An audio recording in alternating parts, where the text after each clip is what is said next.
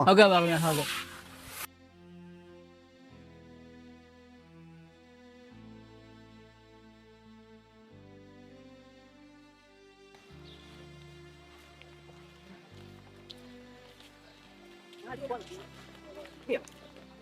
ဒါငါတို့ပရာဒီကကွယ်ဖုံးတက်ထားတယ်ဖုံးကြောင်းမဟုတ်ဘူး ဟာဟုတ်တယ်လေကွာမင်းကလည်းကျွန်တော်ဟိုစိုက်မိုးကြည့်တော့ဟီးနေတာပဲ